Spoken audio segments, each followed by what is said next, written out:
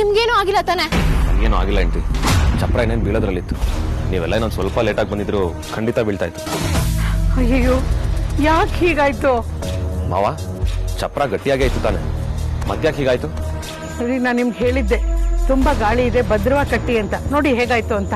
ಗಾಳಿಗೆಲ್ಲ ಬೀಳೋ ಥರ ಇರಲಿಲ್ಲ ಬರೀ, ಗಾಳಿ ಹೊಡೆತ ತಡ್ಕೊಳ್ಳೋ ಅಷ್ಟು ಬಂದೋಬಸ್ತಾಗೇ ಇತ್ತು.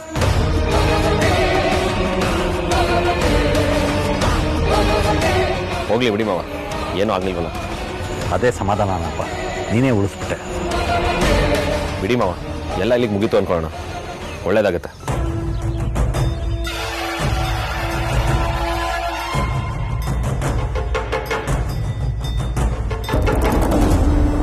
ಇದು ಮತ್ತೊಂದು ಅಪಶಕುನ ಅನ್ನಿಸ್ತಿದೆ. ಜ್ಯೋತಿಷಿ ಹೇಳಿದೆಲ್ಲಾನು ನಿಜ ಆಗ್ತಿದೆ. ಇದು ಮುಂದೆ ಆಗೋ ದೊಡ್ಡ ಅನಾಹುತದ ಸೂಚನೆ ಇರಬೇಕು.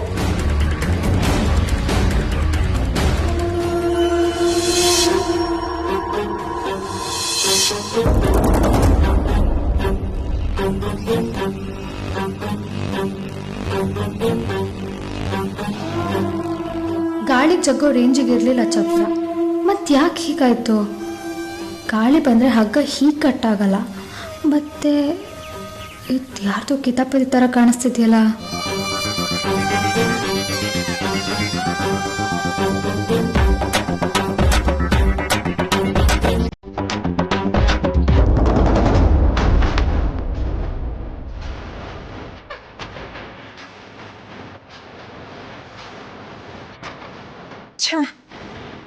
ನಾನು ಹೇಳಿದ ಕೆಲಸ ಮಾಡಿದ್ನ ಇಲ್ವಾ? ಮಾಡಿದ್ರೆ ಇಷ್ಟೊತ್ತು ಆಲ್ರೆಡಿ ಚಪ್ರ ಬಿದ್ದು ಅದು ಅಪಶಕುನ ಅಂತಾಗಿ ಆ ವೇದ ಅಂತೂ ವಿಕ್ರ ಅಂತೂ ಆದ್ಯ ಎಲ್ಲ ಕಣ್ಣೀರಿಟ್ಕೊಂಡು ಕರಳು ಕಿವುಚೋ ಥರ ಒಂದಿಷ್ಟು ಸೀನ್ಸ್ಗಳಾಗಬೇಕಾಗಿತ್ತಲ್ಲ. ಆದರೆ ನನಗೆ ಆ ಥರದ್ದು ಯಾವ ಸೂಚನೆ ಸಿಗ್ತಾ ಇಲ್ವಲ್ಲ. ದೇವ್ರೆ, ಅವರೆಲ್ಲ ಕಣ್ಣೀರಿಡು ನಾವು ನೋಡೋ ಪುಣ್ಯ ಸಮಯ ನನಗೆ ಯಾವಾಗಪ್ಪ ಬರುತ್ತೆ?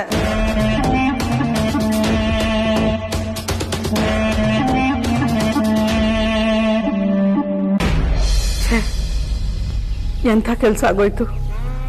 ಮದುವೆಗೆ ಹಾಕಿರೋ ಚಪ್ರ ಬೀಳಬಾರ್ದು ಅಂತ ಹೇಳ್ತಾರೆ. ಮೊದಲನೇ ಶುಭ ಕಾರ್ಯದಲ್ಲೇ ಅಪಶಕುನ ಆಗೋಯ್ತು. ನನ್ಗೆ ಯಾಕೋ ತುಂಬಾ ಗಾಬರಿ ಆಗ್ತಾ ಇದೆ. ಹೌದಮ್ಮ, ಸ್ವಲ್ಪ ಹೆಚ್ಚು ಕಮ್ಮಿ ಆಗಿದ್ದಿದ್ರು ವಿಕ್ಕಿ ಅವ್ರ ಮೇಲೆ ಬಿದ್ದಿರೋದು. ನನಗೂ ಯಾಕೋ ಇದನ್ನೆಲ್ಲ ನೋಡ್ತಿದ್ರೆ ಒಳ್ಳೆ ಲಕ್ಷಣ ಅಲ್ಲ ಅಂತ ಅನ್ನಿಸ್ತಿದೆ. ಅತ್ತೆ, ನೀವು ನಿಮ್ಮ ಮಗಳು ಸೇರ್ಕೊಂಡು ಕಡ್ಡಿನ ಗುಡ್ಡ ಮಾಡ್ತಿದ್ದೀರಾ. ಯಾಕೆ ಎಲ್ಲದಕ್ಕೂ ಅಪಶಕುನ ಅಂತ ಅನ್ಕೊಳ್ತೀರಾ? ದೊಡ್ಡ ದೊಡ್ಡ ಬಿಲ್ಡಿಂಗೇ ಬಿದ್ದೋಗುತ್ತೆ, ಅಂಥದ್ರಲ್ಲಿ ಒಂದು ಚಿಕ್ಕ ಚಪ್ರ ಬೀಳಲ್ವಾ? ಎಲ್ಲ ನೆಗೆಟಿವ್ ಆಗಿ ಯೋಚನೆ ಮಾಡ್ಕೊಂಡು ಹೋದ್ರೆ ಯಾವ ಕೆಲಸನೂ ಆಗಲ್ಲ. ಹೌದು ಪರಿ, ನೀನು ಎಲ್ಲವನ್ನೂ ಅಪಶಕುನ ಅಂತ ಅನ್ಕೋಬೇಡ. ಅಳಿಯಂದ್ರು ಹೇಳ್ದಾಗೆ ಅದು ಸಹಜವಾಗಿ ಆಗಿರೋದು. ಆದ್ರೆ ಅದು ಈ ಸಂದರ್ಭದಲ್ಲೇ ಆಗ್ಬೇಕಾಗಿತ್ತ? ಮದುವೆ ಶುಭ ಕಾರ್ಯಗಳು ಯಾವುದು ಸರಿಯಾಗಿ ಶುರುನೇ ಆಗಿಲ್ಲ. ಈ ತರ ಆಗ್ಬಿಟ್ರೆ ಮನ್ಸಿಗೆ ಹಿತ ಅನ್ಸುತ್ತಾ? ನಾನು ಅದನ್ನೇ ಹೇಳ್ತಾ ಇರೋದು ಪರಿ. ಸಾಮಾನ್ಯವಾದ ಸಂಗತಿಗಳನ್ನ ನಾವು ಸಹಜವಾಗಿ ನೋಡಬೇಕು. ನಾವು ಕಟ್ಟಿರೋ ಚಪ್ರ ನಮ್ಮ ಕಣ್ಣಿದ್ರೆ ವಾಲುತ್ತೆ ಅಂದರೆ ಅದಕ್ಕೆ ಹಾಕಿರೋ ತಳಪಾಯ ಸರಿಯಾಗಿಲ್ಲ ಅಂತ ಅರ್ಥ ಮಾಡ್ಕೋಬೇಕು. ನಮ್ಮ ಹಿರಿಕರು ಬರೀ ಅಪಶಕುನ ಅನ್ನೋ ಪದ್ಧತಿನ ಜಾರಿಗೆ ತರಲಿಲ್ಲ, ಅದ್ರ ಜೊತೆಗೆ ಶಕುನ ಅನ್ನೋ ಪದ್ಧತಿನೂ ಜಾರಿಗೆ ತಂದರು. ಎಲ್ಲವೂ ನಾವು ಹೇಗೆ ಅನ್ಕೋತೀವೋ ಹಾಗೇ ಇರುತ್ತೆ. ಇಷ್ಟರಲ್ಲೇ ಮುಗೀತು, ದೇವ್ರ ದಯೆ ದೊಡ್ಡದು, ಇಷ್ಟರಲ್ಲೇ ಮುಗೀತು, ದೊಡ್ಡ ಅನಾಹುತ ಆಗೋ ತಪ್ಪು ಅಂತ ನಾವು ಪಾಸಿಟಿವ್ ಆಗಿ ಯೋಚನೆ ಮಾಡಬೇಕು. ನೀವು ಹೇಳ್ತಾ ಇರೋದು ಯಾವುದು ನನಗೆ ಗೊತ್ತಾಗ್ತಾ ಇಲ್ಲ. ಒಳ್ಳೇದಾಗುತ್ತೆ ಅಂತ ಅಂದ್ಕೋಪರಿ, ಆಗ ಒಳ್ಳೇದೇ ಆಗುತ್ತೆ. ಮುಂದೆ ಅದು ಆಗುತ್ತೋ ಬಿಡುತ್ತೋ ಅದು ಆಮೇಲಿನ ಮಾತು. ಮೊದಲು ಅಂದ್ಕೋಬೇಕು, ಆಗ ಹಾಗೇ ಆಗುತ್ತೆ. ಇದು ನನ್ನ ನಂಬಿಕೆ. ನಿಮ್ಮ ಕಣ್ಣು ಕಾಣಿಸ್ತಾ ಇಲ್ವಾ ಒಂದ್ರ ಹಿಂದೆ ಒಂದು ಅಪಶಕುನ ನಡೀತಾ ಇರೋದು? ನಾನು ಇಷ್ಟೆಲ್ಲ ಹೇಳಿದ್ಮೇಲೂ ಪದೇ ಪದೇ ಅಪಶಕುನ ಅಂತ ಹೇಳ್ಕೊಂಡು ಮನಸ್ಸನ್ನ ಬಗಡ ಮಾಡ್ಕೋಬೇಡ. ಶಕುನ ಕೇಳಿ ಶನಿವಾರ ಮಾಡೋದಕ್ಕಾಗೋದಿಲ್ಲ. ಮಾಡಬೇಕಾಗಿರೋ ಕೆಲಸ ತುಂಬಾ ಇದೆ, ಮೊದಲು ಅದರ ಕಡೆ ಗಮನ ಕೊಡು.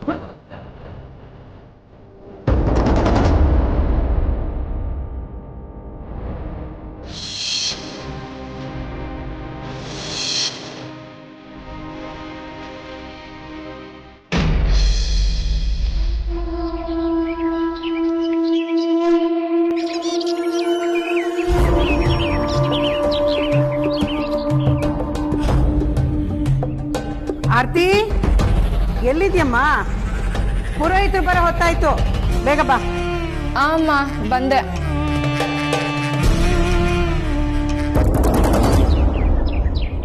ಅಯ್ಯೋ, ಮನೆ ದೇವ್ರ ಫೋಟೋನೇ ತೆಗ್ದಿಟ್ಟಿಲ್ಲ. ಪುರೋಹಿತರು ಬಂದರೆ ಫಸ್ಟ್ ಅದನ್ನೇ ಕೇಳೋದು. ಮೊದಲು ಅದನ್ನು ರೆಡಿ ಮಾಡ್ಕೋಬೇಕು ತಾನೆ. ಅವ್ರು ಬಂದಾಗ ಮಾಡ್ಕೊಂಡ್ರೆ ಚೆನ್ನಾಗಿರತ್ತಾ? ಅಮ್ಮ ಯಾಕೆ ಇಷ್ಟೊಂದು ಟೆನ್ಷನ್ ಮಾಡ್ಕೊಂಡಿದ್ಯಾ? ನಾನು ಬಂದಿದ್ದೀನಲ್ವಾ, ನಾನು ಎಲ್ಲ ರೆಡಿ ಮಾಡ್ತೀನಿ. ನಿನಗೆ ಏನೇನು ಬೇಕು ಅಂತ ನನ್ನ ಹತ್ರ ಹೇಳ್ತಾ ಹೋಗು, ನಾನು ಎಲ್ಲ ಅರೇಂಜ್ ಮಾಡಿಬಿಡ್ತೀನಿ. ಕಂದ, ಇವೆಲ್ಲ ನೀನೊಬ್ಳಿಂದ ಆಗಲ್ಲ ಕಣೋ, ಕಷ್ಟ ಆಗುತ್ತೆ. ಪರವಾಗಿಲ್ಲ ಅಮ್ಮ. ಆಗ್ಲಿಂದ ಅದಿತಿ ಅಂಜುನ ಕರಿತಾ ಇದ್ದೀನಿ, ಬಂದ್ರೆ ಕೈ ಜೋಡಿಸಿದ್ರೆ ಬೇಗ ಕೆಲಸ ಆಗತ್ತೆ ಅಂತ. ಕಿವಿಗೆ ಹಾಕೋತಾ ಇಲ್ಲ. ಬೇರೆ ದಿವಸ ಹಾಗೆ ಮಾಡಿದ್ರೆ ಪರವಾಗಿಲ್ಲ, ಇವತ್ತು ಹಾಗೆ ಮಾಡ್ತಾರೆ. ಅಲ್ಲಮ್ಮ, ಮದುವೆ ಮನೆ ಅಂದಮೇಲೆ 1000 ಕೆಲಸ ಇರುತ್ತೆ. ಎಷ್ಟು ಮಾಡಿದ್ರೂ ಮುಗಿಯಲ್ಲ. ಏನು ಮಾಡಬೇಕು ಏನು ಮಾಡಬಾರ್ದು ಅಂತ ನೋಡ್ಕೊಂಡು ಮಾಡಬೇಕು ತಾನೆ. ಸರಿ, ಎಲ್ಲಾದರೂ ಮೊಬೈಲ್ ಹಿಡ್ಕೊಂಡು ಕೂತಿರ್ಲಿ, ಆಗ ಮಾಡ್ತೀನಿ ಅವರಿಬ್ಬರಿಗೂ. ಪರವಾಗಿಲ್ಲ ಬಿಡಮ್ಮ, ಇಲ್ಲೇ ಎಲ್ಲಾದರೂ ಇರ್ತಾರೆ. ನೀನು ಅವ್ರ ಪರ ವಹಿಸ್ಕೊಂಡು ಮಾತಾಡ್ತಿದ್ಯಾ ಅಲ್ವಾ? ಸರಿ ಬಾ, ಏನು ಮಾಡಬೇಕು ಮಾಡಬಾರ್ದು ಅಂತ ಹೇಳ್ತೀನಿ ಬಾ.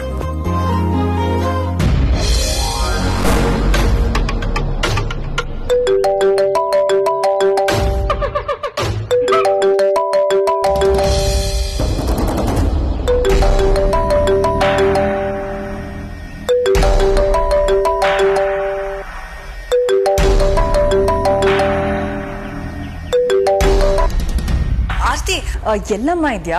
ನಾನು ಅವಾಗ್ಲಿಂದ ನಿನಗೆ ಕಾಲ್ ಟ್ರೈ ಮಾಡ್ತಾ ಇದ್ದೀನಿ, ನೀನು ರಿಸೀವೇ ಮಾಡ್ತಾ ಇಲ್ಲ. ಹೋಗ್ಲಿ ಬಿಡು, ಚಪ್ರದ ಶಾಸ್ತ್ರ ಎಲ್ಲ ಆಯ್ತಾ? ಅಲ್ಲಿ ಆಗ್ಬಾರದೇನೋ ಆಗಿಲ್ಲ ಅಲ್ವಾ? ನಾನು ನಿನ್ಗೆ ಒಂದು ವಿಷಯ ಹೇಳದೆ ಮರ್ತೋದೆ. ಆದಷ್ಟು ನಿನ್ ಚಪ್ರದ ಕೆಳಗಡೆ ನಿಂತ್ಕೋಬೇಡ ಅಮ್ಮ, ಸ್ವಲ್ಪ ದೂರನೇ ನಿಂತಿರು. ಯಾಕೆಂದ್ರೆ ಒಂದೊಂದ್ಸತಿ ಚಪ್ರ ಬಿದ್ದೋಗೋ ಚಾನ್ಸಸ್ ಇದೆ ಅಲ್ವಾ? ಗ್ರಾಚಾರ ಕೆಟ್ಟಾಗ ಏನ್ ಬೇಕಾದ್ರೂ ಆಗುತ್ತೆ. ನಮ್ಮ ಹುಷಾರಲ್ಲಿ ನಾವಿರ್ಬೇಕಲ್ವಾ, ಅದಕ್ಕೆ ಹೇಳ್ದೆ ನಿನ್ಗೆ.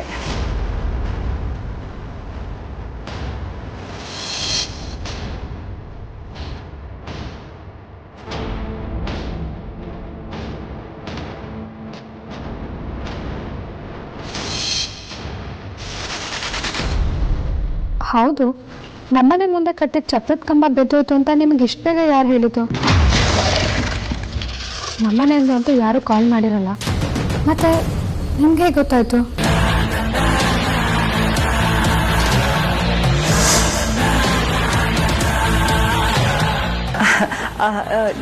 ಯಾರು ಮಾತಾಡ್ತಿರೋದು? ಅಮ್ಮನಾ?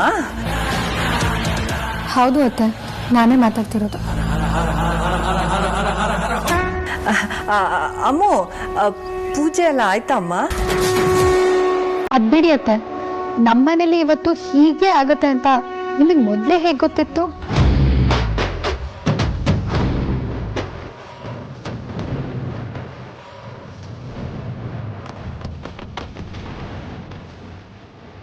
ಅಯ್ಯೋ ದೇವ್ರೆ, ಹಾಗಾದ್ರೆ ನಿಜವಾಗ್ಲೂ ಚಪ್ರ ಬಿದ್ದೋಯ್ತಾ? ನೀವು ಅದನ್ನೇ ಬಯಸ್ತಿದ್ರ ಅತ್ತೆ? ಅಯ್ಯೋ ಅಮೂಲ್ಯ, ಏನು ಅಂತ ಮಾತಾಡ್ತಾ ಇದೀಯಮ್ಮ? ನಾನು ಯಾಕೆ ಆ ಥರ ಎಲ್ಲ ಬಯಸ್ಲಿ ಹೇಳು? ನನಗೆ ಇವತ್ತು ನಿಮ್ಮ ಮನೇಲಿ ಚಪ್ರದ ಶಾಸ್ತ್ರ ಇದೆ ಅಂತ ಅಷ್ಟು ಮಾತ್ರ ಗೊತ್ತು. ಅದು ಬಿಟ್ಟು ಈ ಥರ ಎಲ್ಲ ಆಗಿದೆ ಅಂತ ನನಗೆ ಮೊದಲೇ ಹೇಗೆ ಗೊತ್ತಾಗುತ್ತೆ ಹೇಳು? ನಾನು ಆಗಲೇ ಆರ್ತಿಗೆ ಕಾಲ್ ಮಾಡಿದ್ದೆ, ಅವಳು ಈಗ ತಾನೇ ಚಪ್ರ ಹಾಕಿದ್ವಿ ಅಂತ ಹೇಳಿದ್ಲು. ಅಷ್ಟೇ ನನಗೂ ಗೊತ್ತಿರೋದು. ನೀವು ಫೋನ್ ರಿಸೀವ್ ಮಾಡಿದ ತಕ್ಷಣ ಚಪ್ರ ಬಿದ್ದುಬಿಡುತ್ತೆ ಅಂತ ಹೇಳಿದ್ರಲ್ಲ, ಅದು ನಿಮಗೆ ಮೊದಲೇ ಹೇಗೆ ಗೊತ್ತಾಯಿತು ಅಂತ ಕೇಳಿದೆ ಅಷ್ಟೆ. ಅಯ್ಯೋ, ನಾನು ಹಾಗಲ್ಲಮ್ಮ ಅಮೂಲ್ಯ ಹೇಳಿದ್ದು. ಅದು ಇವಾಗ ಗಾಳಿ ಬೇರೆ ಜಾಸ್ತಿ ಬೀಸ್ತಾ ಇರುತ್ತಲ್ಲ, ಸೊ ಹಾಗಾಗಿ ಚಪ್ರ ಬೀಳೋ ಚಾನ್ಸಸ್ ಇದೆ ಅಂತ ಹೇಳಿದೆ. ನಮ್ಮ ಗ್ರಾಚಾರ ಕೆಟ್ಟಾಗ ಏನು ಬೇಕಾದರೂ ಆಗುತ್ತಲ್ವಾ, ಅದಕ್ಕೆ ನಾನು ಆರ್ತಿಗೆ ಫೋನ್ ಮಾಡಿ ಆದಷ್ಟು ಚಪ್ರದಿಂದ ದೂರ ನಿಂತ್ಕೋ ಅಂತ ಹೇಳಿದೆ ಅಷ್ಟೆ. ನೋಡಮ್ಮ ಅಮೂಲ್ಯ, ದಯವಿಟ್ಟು ನೀನು ನನ್ನ ತಪ್ಪು ತಿಳ್ಕೊಬೇಡಮ್ಮ. ನನಗೆ ಆ ಥರ ದುರುದ್ದೇಶ ಏನೂ ಇಲ್ಲ ಅಮ್ಮ.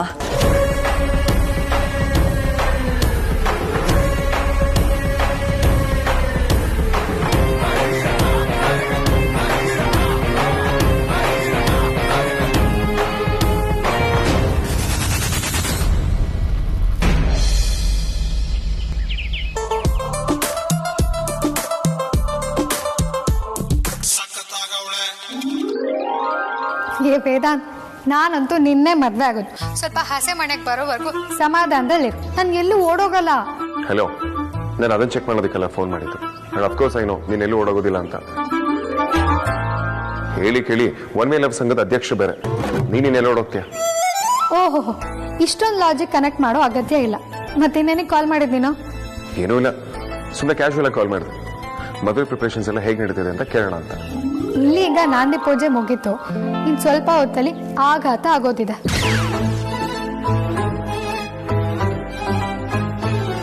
ವಾಟ್? ಯಾಕೆ, ಏನಾಯ್ತು? ಟೆನ್ಷನ್ ಮಾಡ್ಕೋಬೇಡ ವೇದಾಂತ್, ಇದು ಹೆಣ್ಮಕ್ಳ ಗೋಳು. ಅಧಿಕೃತವಾಗಿ ಹುಟ್ಟು ಬೆಳೆದಿದ್ದ ಮನೆನ ಬಿಡೋ ಟೈಮ್. ಫೀಲ್ ಆಗ್ತದೆ ವೇದಾಂತ್. ಅಷ್ಟೇನಾ? ನಾನು ಬೇರೆ ಏನೋ ಅನ್ಕೊಂಬಿಟ್ಟೆ. ನೀವು ಹುಡುಗರು ಹುಟ್ಟೋದು ಬೆಳೆಯೋದು ಆಮೇಲೆ ಬದುಕೋದೆಲ್ಲ ಒಂದೇ ಮನೇಲಿ. ನಿಮಗೆ ನಮ್ಮ ಕಷ್ಟ ಎಲ್ಲ ಅರ್ಥ ಆಗಲ್ಲ, ಅದಕ್ಕೆ ಅಷ್ಟೇನಾ ಅಂತ ಅನ್ಸೋದು. ರಿಲ್ಯಾಕ್ಸ್ ಬಾಚಾರಿ, ಯಾಕೆ ವಿಚಾರನ ಡೈರೆಕ್ಟ್ ಬ್ಲಡ್ಗೆ ತಗೊಳ್ತಿದ್ಯಾ? Calm down. ಗಂಡು ಮಕ್ಕಳಿಗೆ ಹುಟ್ಟಿದ ಮನೆ ಮಾತ್ರ ಮನೆ, ಆದ್ರೆ ನಿಮ್ಗಳಿಗೆ ಹಾಗಲ್ಲ. ತವ್ರ ಮನೇನು ನಿಮ್ಮ ಮನೇನೆ, ಗಂಡನ ಮನೇನು ನಿಮ್ಮ ಮನೇನೆ. ನಾನು ಒಂದ್ಸಲ ಮಾಡಿ ಪ್ರಾಮಿಸ್ನ ಖಂಡಿತವಾಗ್ಲೂ ನೆನಪಲ್ಲಿ ಇಟ್ಕೊಳ್ತೀನಿ, ಯಾವತ್ತೂ ಮರೆಯೋದಿಲ್ಲ. ಮದ್ವೆ ಆದ್ಮೇಲೆ ನಿನ್ನ ಕುತ್ತಿಗೆಯಲ್ಲಿ ತಾಳಿ ರೀತಿ ನೋಡ್ಬಿಟ್ರೆ ನಿನ್ನ ಜೀವನದಲ್ಲಿ ಇನ್ನು ಯಾವ ಆಬ್ಲಿಗೇಷನ್ಸ್ ಕೂಡ ಇರೋದಿಲ್ಲ. ನೀನು ಇಷ್ಟ ಬಂದಾಗೆಲ್ಲ ಹೋಗಿ ಬರ್ಬೋದು. ಥ್ಯಾಂಕ್ ಯು ವೇದಾಂತ್, ನಾನು ತುಂಬ ಲಕ್ಕಿ. ಇವಾಗ ಮೆನ್ಷನ್ ಅಮೂಲ್ಯ, ಇನ್ನು ಮುಂದೆ ನಿನ್ನ ಲೈಫಲ್ಲಿ ಎಲ್ಲವೂ ಪ್ಲಸ್ ಆಗ್ತಾನೆ ಹೋಗುತ್ತೆ ಹೊರತು ಮೈನಸ್ ಯಾವುದೂ ಆಗೋದಿಲ್ಲ. ಆ್ಯಂಡ್ ನಿನ್ನ ಎಕ್ಸಿಸ್ಟಿಂಗ್ ಫ್ಯಾಮಿಲಿ ಜೊತೆ ನೀನು ಹೊಸ ಫ್ಯಾಮಿಲಿ ಸೇರ್ಕೊಳ್ತು ಅಂತ ಮಾತ್ರ ಅನ್ಕೋ ಅಷ್ಟೆ. ನಿನಗೆ 2 ಫ್ಯಾಮಿಲಿ, ನಿನ್ನಿಂದ ನನಗೂ 2 ಫ್ಯಾಮಿಲಿ. ನಿನ್ನ ಮಾತನ್ನ ಸರಿಯಾಗಿ ಕೇಳಿಸ್ಕೊಂಡ್ರೆ ಸೂಸೈಡ್ ಮಾಡ್ಕೊಳ್ಳೋದಕ್ಕೆ ಹೊರಟೋರು ಕೂಡ ಆ ಆಲೋಚನೆನ ಬಿಟ್ಬಿಡ್ತಾರೆ. ನೀನೊಂಥರ ಸ್ಪೆಷಲ್ ಕಾಣೋ. ಆಯ್ತಾಯ್ತು, ಜಾಸ್ತಿ ಹೋಗ್ಬೇಡ. ಆ್ಯಂಡ್ ಬೈ ದ ವೇ, ಚೌಟ್ರಿಗೆಲ್ಲ ಹೇಗೆ ಹೋಗ್ತಿದ್ದೀರಾ? ಆ್ಯಕ್ಚುಲಿ ಇನ್ನೂ ಡಿಸೈಡ್ ಮಾಡಿಲ್ಲ. ಮೋಸ್ಟ್ಲಿ ಆಟೋನಲ್ಲೋ ಇಲ್ಲ ಕ್ಯಾಬಲ್ಲೋ ಬರ್ತೀವಿ. ನಾನು ಕಾರ್ ಅರೇಂಜ್ ಮಾಡ್ತೀನಿ. ಮದುವೆ ವಿಚಾರವಾಗಿ ಏನು ಕೇಳಿದ್ರು ಕರೆಕ್ಟಾಗಿ ಆನ್ಸರ್ ಮಾಡೋದಿಲ್ಲ. ಲಾಸ್ಟ್ ಮೊಮೆಂಟಲ್ಲಿ ಹೀಗೆ ಓದಾಡ್ತೀಯ. ನಾನು ಇರುವಾಗ ನೀನು ಯಾಕೆ ತಲೆ ಕೆಡ್ಸ್ಕೋಬೇಕು? ನಾನೆಲ್ಲ ನೋಡ್ಕೊತೀನಿ, ಡೋ ವರಿ. ಸರಿ ವೇದಾಂತ್, ನೀನು ಹೇಳ್ದಾಗೆ ಆಗಲಿ. ಎಷ್ಟೇ ಆದರೂ ನಾವು ನಿಮ್ಮ ಥರ ಪರ್ಫೆಕ್ಷನಿಸ್ಟ್ ಅಲ್ಲ, ನಾವು ನಿಮ್ಗಿನ್ನ ಸ್ವಲ್ಪ ಕಮ್ಮಿನೇ. ಸರಿ ಆಯ್ತು, ನೀನು ಕಳ್ಸಿದ ಕಾರಲ್ಲಿ ಬರ್ತೀನಿ. ಓಕೆ.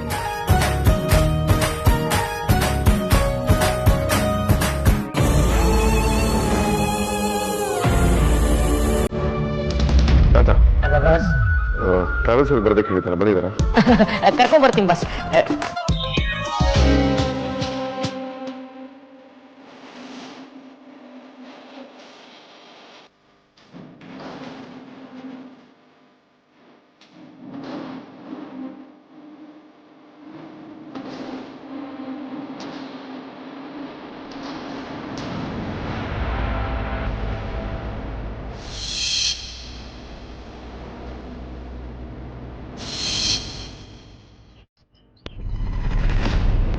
ಬನ್ನಿ ಬನ್ನಿ ಬನ್ನಿ. Boss, travel ಏಜೆನ್ಸಿಯವರು. ಸರ್, ನೀವು ಹೇಳಿದ್ದೆಲ್ಲ ಗೆಸ್ಟ್ಗಳಿಗೂ ಕಾರ್ ಅರೇಂಜ್ ಮಾಡಿದ್ದು ಸರ್. ಗುಡ್. ಹಾಗೆ ನನ್ನ ಫಿಯಾನ್ಸ್ ಮನೆಗೂ ಕಾರ್ ಕಳಿಸ್ಕೊಟ್ಬಿಡಿ. ಸರ್, ಒಂದು ಕಾರ್ ಕಳ್ಸೋದಾ? ಒಂದು 3-4 ಕಾರ್ ಕಳಿಸ್ಕೊಡಿ. ಕಾಂತ, ಅದು ಸರ್. ಬಾಸ್, ನಾನೆಲ್ಲ ಎಕ್ಸ್ಪ್ಲೇನ್ ಮಾಡ್ತೀನಿ. ಬನ್ನಿ, ನಾನು ಡೀಟೇಲ್ಸ್ ಕೊಡ್ತೀನಿ.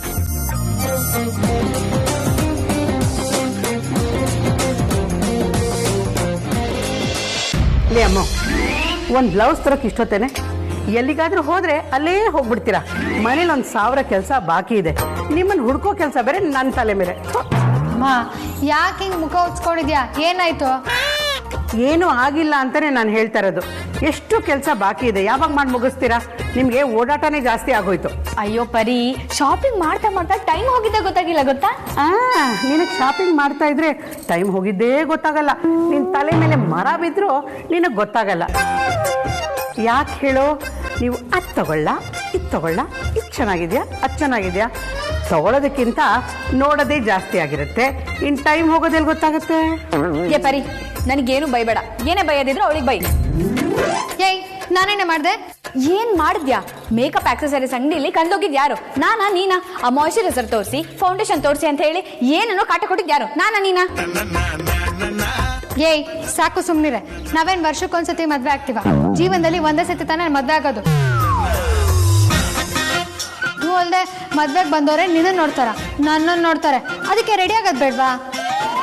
ಮಾಸಿದ ಗೋಡೆಗೆ ಎಷ್ಟೇ ಬಣ್ಣ ಹೊಡೆದ್ರು ಅಷ್ಟೇ, ಎಷ್ಟೇ ಆದ್ರೂ ಮುದುಕಿ ಶೃಂಗಾರ ಅಲ್ಲ. ಏಯ್, ಏನೇ ಅಂದೆ? ಎಲ್ಲರೂ ನೋಡ್ತಿದ್ರೇನಂತೆ, ಕೆಲವ್ರಾದ್ರೂ ನೋಡ್ತಾರಲ್ಲ ಅಂದೆ. ಬಂದವರೆಲ್ಲ ನಿನ್ನ ನೋಡೋಕ್ಕೆ ಮದ್ವೆ ನಿಂದಲ್ಲ, ನಂದು. ಲೇ ದಡ್ಡಿ, ಮದ್ವೆ ಮನೇಲಿ ಯಾರಾದ್ರೂ ಮದುಮಗಳೇ ಲೈನ್ ಹೊಡಿತಾರನೆ?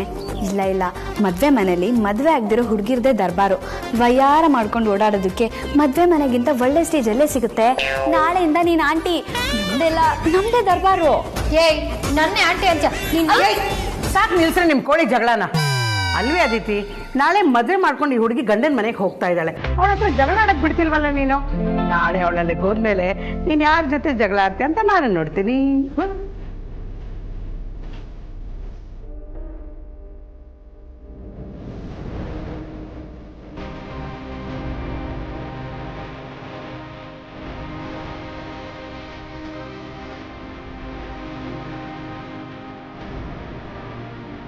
ಅಯ್ಯೋ, ಅವಳೋದ್ರೇನಮ್ಮ? ಜಗಳ ಆಡೋರ್ಗೆ ಅವಳೇ ಬೇಕು ಇವರೇ ಬೇಕು ಅಂತ ಏನಿಲ್ಲ.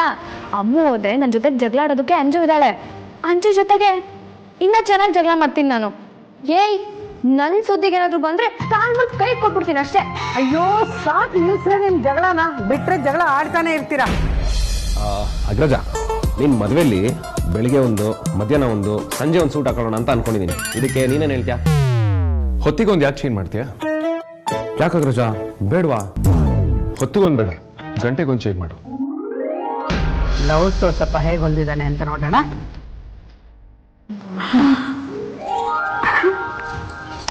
ಅಮ್ಮ, ಎರಡೇ ಬ್ಲೌಸ್ ಹೊಲ್ಸ್ಕೊಂಡಿದ್ಯಲ್ಲ, ಸಾಕಾ? ಅಯ್ಯೋ, ನನಗೆ ಜಾಸ್ತಿ ಬ್ಲೌಸ್ ಇಟ್ಕೊಂಡು ಎಲ್ಲಿ ಹೊರಗಡೆ ಹೋಗ್ಬೇಕಾಗಿದೆ ಹೇಳು ನೋಡೋಣ. ಹಂಗಲ್ಲಮ್ಮ, ನಿನ್ನ ಹತ್ರ 4 ಸೀರೆ ಇದೆ, ಎರಡೇ ಬ್ಲೌಸ್ ಹೊಲ್ಸ್ಕೊಂಡಿದ್ಯಾ, ಹೆಂಗ್ ಮ್ಯಾನೇಜ್ ಮಾಡ್ತೀಯಾ? ಈಗ ವಿಷಯ ಗೊತ್ತಾ, ನನ್ನ ಹತ್ರ 2 ಬ್ಲೌಸ್ ಇದ್ರೆ 10 ಹೊಸ ಸೀರೆಗಳಿಗೆ ಮ್ಯಾರೇಜ್ ಮಾಡ್ಕೋಬಹುದು. ಅಯ್ಯೋ ಪರಿ, ಅದು ಮ್ಯಾರೇಜ್ ಅಲ್ಲ, ಮ್ಯಾನೇಜು. ಅದೇ.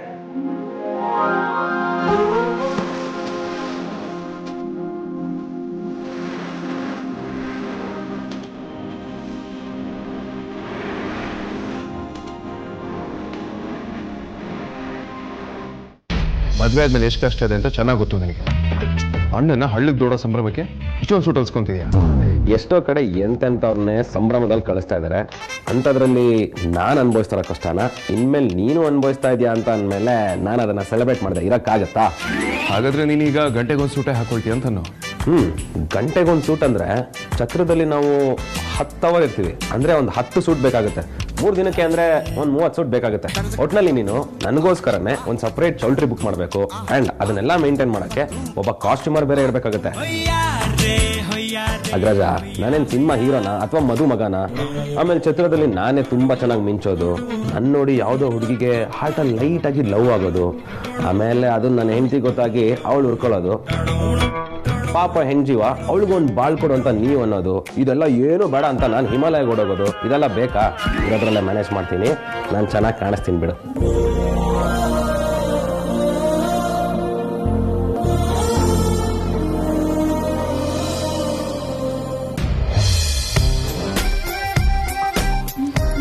ಏನೇ ಮಾಡ್ತಿದ್ಯಾ?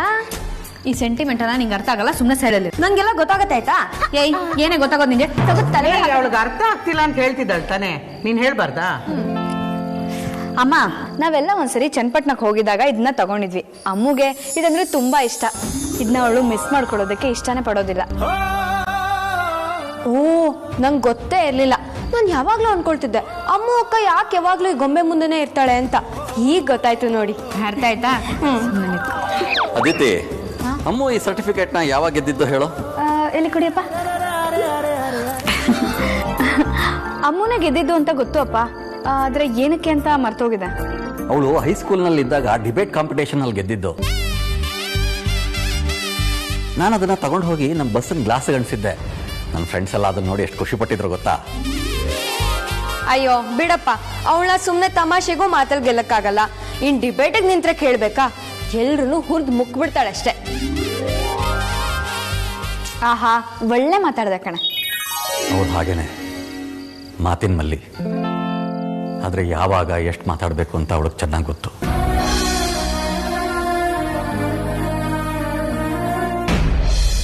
ಆರತಿ, ಆರತಿ, ಕಾಫಿ ಆಯ್ತಾ? ಕಾಫಿ ಆಯ್ತಾ? ಬಾವಾ, ನೀವು ಕಾಫಿ ಕೇಳಿದ್ರಿ ನಾನು ಮಾಡೋಣ ಅಂತಾನೆ ಹೋದೆ, ಆದರೆ ಕಿಚನಲ್ಲಿ ಒಂದು ಕಪ್ಪು ಕಾಣಿಸ್ತಿಲ್ಲ. ಕಾಫಿ ಕಪ್ ಕಾಣಿಸ್ತಿಲ್ವಾ? How's it possible? ಅಯ್ಯೋ ಅಣ್ಣ, ಇದೆಲ್ಲ ವಿಕ್ಕೆ ನನ್ನ ಕೆಲಸ ಆಗಿರುತ್ತೆ. ಅವನ್ನೇ ಎಲ್ಲದನ್ನು ತೊಗೊಂಡೋಗಿ ಎಲ್ಲೋ ಬಚ್ಚಿಟ್ಟಿರ್ತಾನೆ. ಕಮಾನ್ ಆದ್ಯಾ, ಅಷ್ಟು ಕಾಫಿ ಕಪ್ ತೊಗೊಂಡೋಗ ಅವನೇನ್ ಮಾಡ್ತಾನೆ? ಯಾಕೆ ಅಂದ್ರೆ ಇದಕ್ಕೆ. ಇದೇನು ವಿಕ್ಕೆ ಅಣ್ಣ? ಇನ್ಮೇಲಿಂದ ಕಾಫಿ ಕುಡಿಯೋಕೆ ನಮ್ಮೆಲ್ಲರಿಗೂ ಹೊಸ ಕಪ್.